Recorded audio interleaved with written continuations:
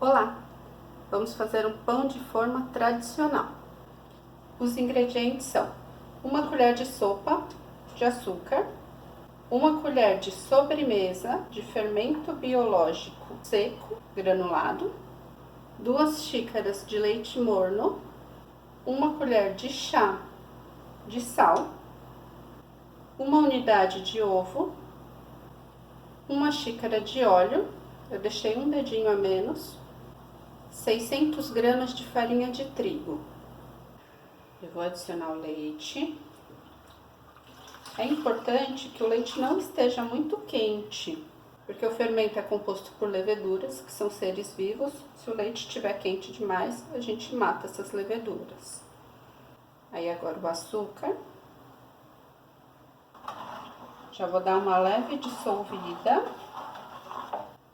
Agora eu vou adicionar o ovo, o óleo e aproximadamente metade da farinha. Eu vou mexer mais um pouco da farinha. Por que a gente não coloca a farinha toda de uma vez? Dependendo da umidade que essa farinha tem, ela pode absorver mais ou menos líquidos da receita. Então, dependendo da marca ou do lote da farinha, você pode precisar de mais ou menos farinha do que a receita pede. Eu posso usar a própria farinha para me ajudar a tirar bem aqui a massa da colher. Eu medi aqui mais 200 gramas de farinha. Provavelmente a gente vai precisar de menos do que isso. Vou colocar mais um pouquinho. Quando a massa já não estiver grudando tanto mais, eu passo para a bancada para poder sovar. Para a gente poder sovar a massa de forma mais ergonômica, a gente vai puxar por baixo e dobrar. Dou uma viradinha, puxo por baixo, sempre atentando para ter farinha embaixo da massa, para que ela não grude totalmente na bancada. De preferência, utilizem a palma da mão mesmo, essa parte aqui da mão, aí a gente consegue ter uma firmeza melhor. A nossa massa já não está mais grudando na bancada, consigo rolar a massa tranquilamente. Um outro indicativo para a gente saber se ela está pronta ou não é a gente afundar a nossa mão na massa e depois retirar. Se a mão sair limpa, se a massa não vier junto, significa que a massa está pronta. Então eu coloco farinha na bacia para garantir que a massa não vai grudar e eu vou colocar essa massa para crescer, pelo menos por 1 hora.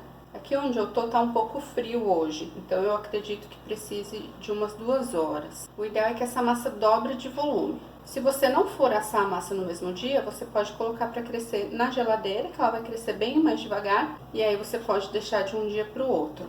O ideal é que você tenha uma bacia com tampa para ela ficar bem fechadinha, para não ressecar a massa. Se você não tiver, pode usar o truque do pano de prato. Você molha o pano de prato e vai colocar aqui por cima para ele garantir que essa massa não vá ressecar.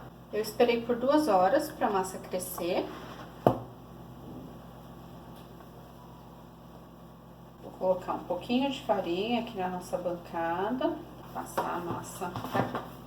Eu vou dividir a massa em 2, porque essa receita rende 2 pães de forma. Pode dividir com uma faca mesmo, tentando deixar mais ou menos igual a quantidade de massa em cada pão. Agora nós vamos abrir essa massa com o rolo. A intenção é fazer um retângulo.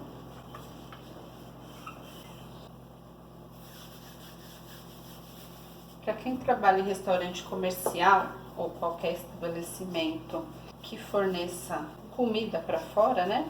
Refeições para coletividade, no estado de São Paulo não é permitida a utilização de utensílios de madeira, seja rolo ou a colher de pau, mas na nossa casa a gente usa o que tem, né? Se você não tiver um rolo, pode usar um copo ou uma garrafa que você tiver aí que possa te ajudar a abrir um retângulo.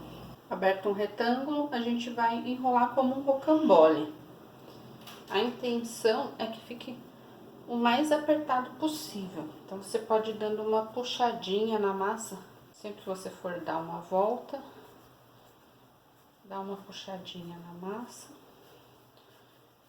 Quanto mais justo ele ficar, menor a chance de ficarem aqueles buracos de ar no pão. A gente vai puxando um pouquinho e enrolando. E a gente vai sempre ajeitando aqui a lateral para seguir a linha da massa.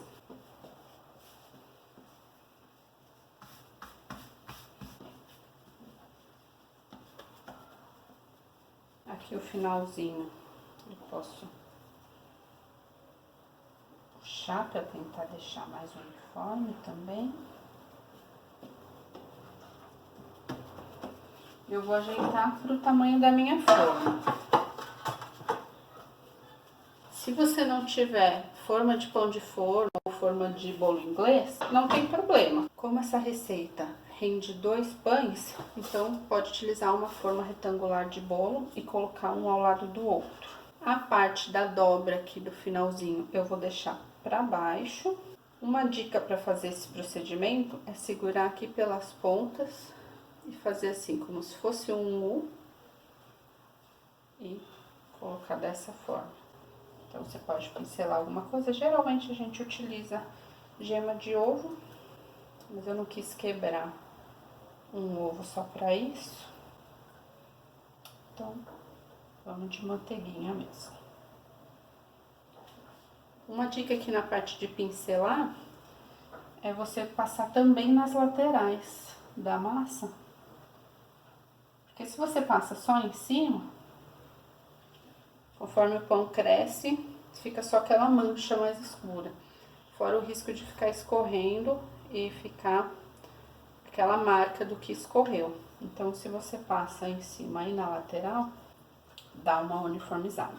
Eu coloquei aqui uma colher de sopa de manteiga, 10 gramas, ainda sobrou um pouquinho. Se não tiver um pincel de cozinha, pode passar com os dedos mesmo, não tem problema. Então, as primeiras 2 horas que a gente deixou o pão crescendo foi para formação do glúten, para desenvolvimento da elasticidade da massa para a gente conseguir trabalhar. Então, conforme a gente trabalha com essa massa, a gente acaba removendo esse ar que o fermento cria, né, que as leveduras criam. Então, agora eu quero ainda que ele cresça para ficar um pão mais fofinho. Eu vou esperar uns 20 minutos, meia hora, já é suficiente para ele crescer um pouquinho. E para assar esse pão, eu não vou pré-aquecer o forno. Só na hora que eu for colocar a forma dentro do forno, eu vou ligar na temperatura mínima. Aqui a minha temperatura mínima já é 180 graus. Se a sua for 150, melhor ainda. E aí a gente começa a assar com essa temperatura mínima, deixa aí uns 15, 20 minutinhos assando na temperatura mínima. E depois a gente sobe para a temperatura de 180, 200 graus, para ele terminar de assar. Aí vai depender bastante do forno de cada um.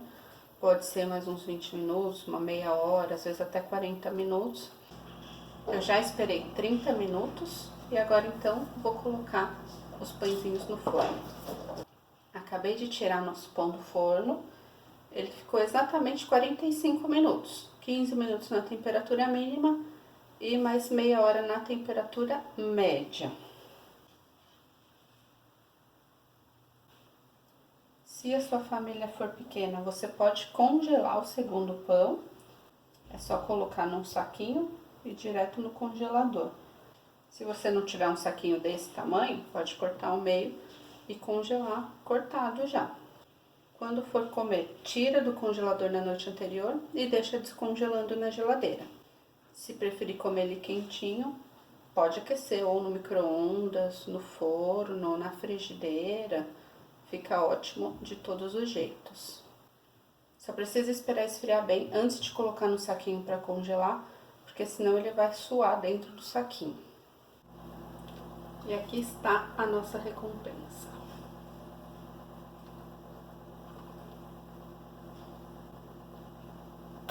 Beijo!